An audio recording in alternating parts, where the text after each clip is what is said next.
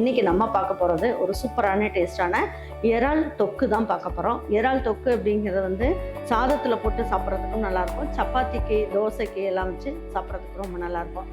இதை சைட் டிஷ்ஷாகவும் வச்சு சாப்பிட்லாம், அப்படி இல்லை அப்படின்னா மெயின் டிஷ்ஷாகவும் சாதத்தில் போட்டு பண்ணி சாப்பிட்லாம். ரொம்ப அட்டகாசமாக இருக்கும். வாங்க எப்படி டேஸ்ட்டாக எப்படி செய்யலாம் அப்படிங்கிறத வீடியோக்குள்ளே போய் பார்க்கலாம். உரிச்ச இறா வந்து 1 கிலோ அளவுக்கு இருக்குது. அதுக்கு வந்து நான் எப்படிலாம் வறுவல் செய்கிறேன்னு பாருங்கள்.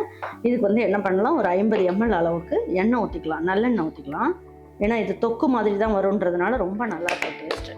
இதில் நல்லா சட்னி கரண்டியில் ஒரு கரண்டி அளவுக்கு நெய் சேர்த்துக்கோங்க. அன்னாச்சி மொக்கு ஒரு பாதி அளவுக்கு எடுத்துக்கோங்க.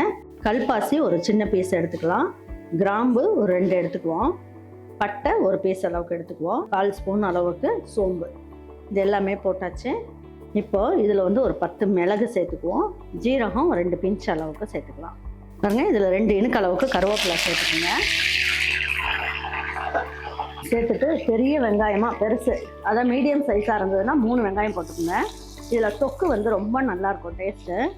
அதனால் வீட்டில் இருக்கவங்க இறா சாப்பிட்றாங்களோ இல்லையோ இந்த தொக்குக்கு வந்து அடிச்சுக்குவாங்க, அந்த அளவுக்கு நல்லாயிருக்கும். ஒரு கை அளவுக்கு சின்ன வெங்காயமும் போட்டுக்கோங்க.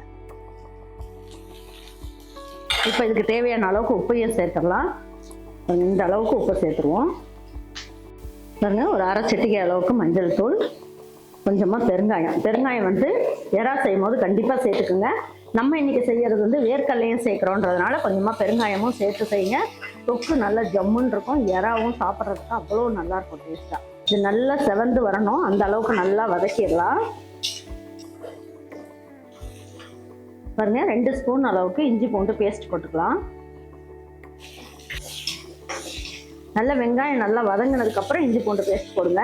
அப்படி இல்லைன்னா சட்டியில் அடியிலெல்லாம் அப்படியே ஒரு மாதிரி காந்த மாதிரி பிடிச்சிக்கும். அதனால் நல்லா வதங்கினோன்னு போட்டு வதக்கிக்கலாம். பாருங்கள், இப்போ இதில் வந்து 4 தக்காளி எடுத்திருக்கேன். இந்த 4 தக்காளியே சேர்த்துடலாம்.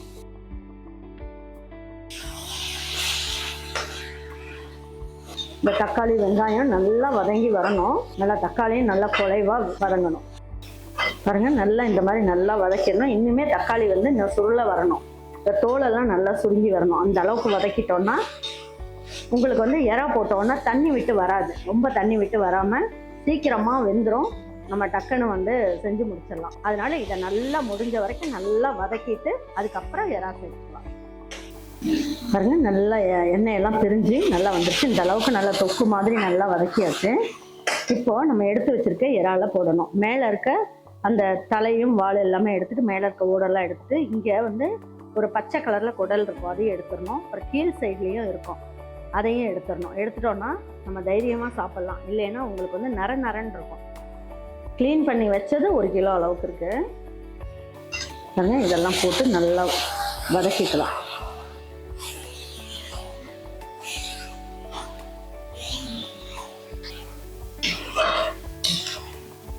நல்லா ஒரு 2 நிமிஷம் நல்லா வதக்கிக்கலாம்.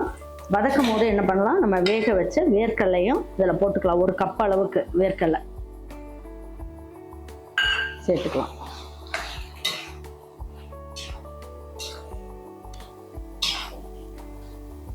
எல்லாமே சேர்த்து ஒன்றா வதக்கும் போது இதில் போட்டிருக்க உப்பு, இஞ்சி பூண்டு பேஸ்ட்டோட அந்த ஃப்ளேவர் எல்லாம் இறங்கி நல்லாயிருக்கும். நல்லா ஒரு வாட்டி வதக்கி விட்டுக்கலாம். பாருங்க, எல்லாமே நல்லா வதக்கியாச்சு. இப்போ இதுலேருந்தே பாருங்க கொஞ்சம் தண்ணி விட்டு வர ஆரம்பிக்கிறேன். ரெட் சில்லி பவுடர் இந்த மாதிரி குட்டி ஸ்பூனில் ஒரு 1/4 ஸ்பூன் அளவுக்கு சேர்த்துக்கலாம். சேர்த்துட்டு குழம்பு மிளகாய்த்தூள் சேர்த்துக்கலாம். இதில் வந்து 1 ஸ்பூன் போட்டுட்டு இன்னும் ஒரு 1/4 ஸ்பூன் அளவுக்கு சேர்த்துக்கலாம். சரியாக இருக்கும். நான் ரெட் சில்லி பவுடரும் சேர்த்துருக்கோம், ரொம்ப காரம் வேண்டாம்.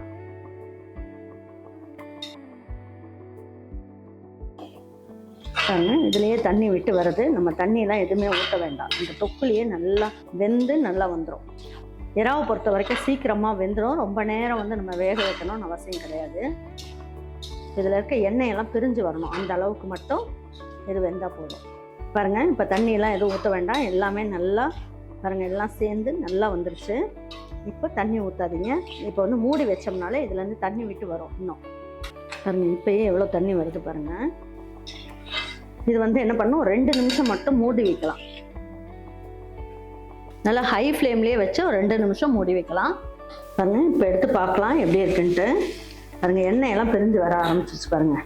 எண்ணெயெல்லாம் பிரிஞ்சு வந்துருச்சுனாலே நம்ம தொக்கு வந்து நல்லா வந்துருச்சுன்னு அர்த்தம். இதுக்கு மேலே நம்ம வந்து மூட வேண்டாம். நல்லா கொத்தமல்லி இலையை நல்லா அப்படி தூவி விட்டுடலாம். தூவி விட்டுட்டு நல்லா கருவேப்பிலையும் தூவி விட்டுடலாம். மீடியம் ஃப்ளேமில் வச்சுருங்க. இன்னும் எண்ணெய் பிரிஞ்சு வரும். நல்லா கலந்து விடுவோம், இல்லைன்னா அடிப்பிடிச்சிரும். இல்லை நம்ம தண்ணி எதுவுமே ஊற்றாமையே இந்த அளவுக்கு கிரேவி வந்து சூப்பராக வந்து பாருங்கள். சூப்பரான இறா கிரேவி வந்து சூப்பராக ரெடி ஆகிடுச்சு. வாங்க இப்போ எடுத்து வச்சு பரிமாறிக்கலாம்.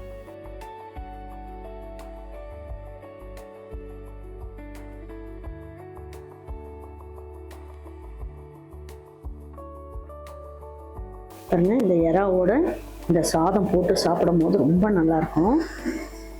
இந்த சுட்ட சுட்ட சாதம், நல்ல ஒரு எறா தொக்கு. இந்த எறா தொக்கில் நீங்கள் வந்து தயிர் வச்சுட்டு கூட சாப்பிட்டுட்டு தொட்டுட்டு சாப்பிட்டு பாருங்கள், அட்டகாசமாக இருக்கும்.